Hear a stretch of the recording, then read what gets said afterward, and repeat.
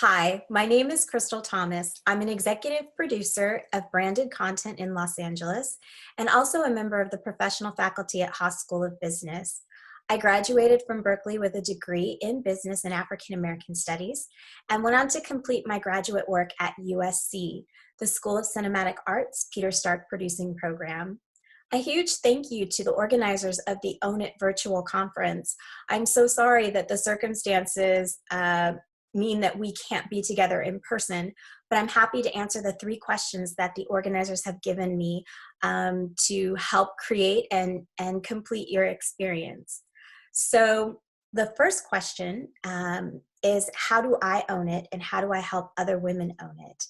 I think a huge part of owning it is taking the time to step back and figure out who you are as an individual, what you have to contribute, and then defining a personal mission for yourself. I think when you go through those three steps, you ultimately have a scorecard to then evaluate all of the amazing opportunities that are going to come to you as a result of your hard work. And when you know who you are and you know what your purpose is, it becomes much easier to evaluate those opportunities and figure out what to give your time to. How do I help other women own it? I think an important part of my journey has been those women who have been a few steps ahead of me in their journey, and having them be a part of my life in such a way where I can go to them for unconditional support and candid advice without judgment. It's so important to know when you need help and to know when you need a sounding board for a next decision that you're going to make. And I have had the help of some incredible women along my career path. So I try to help women in the same way, to be that objective sounding board, to add another level of analysis to their thinking, to hold them accountable for taking risks and taking action, and to provide that unconditional support that I think we all need. The second question was, how do I look at obstacles? I think once I process the emotion around the obstacle, my next step is really analyzing what is the purpose of this challenge in front of me? What is it here to teach me? And what I've learned is that there's two types of obstacles. One kind of challenge is the kind that is there for you to grow and learn from.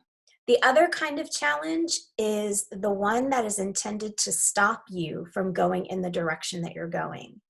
And I think if there was one thing that I could go back and advise my younger self on, it would be to take more advantage of the obstacles that are telling you to stop. Sometimes when we're in the process of proving ourselves and proving our worth, we actually don't see the red light that is indicating for us to come to a full and complete stop. And I think with experience, I've gotten a little bit better at letting things that should end end.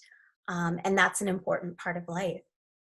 The last question that I got is, what advice would I give young college students today? And I think that the advice that I would give is very specific to this time and to this zeitgeist.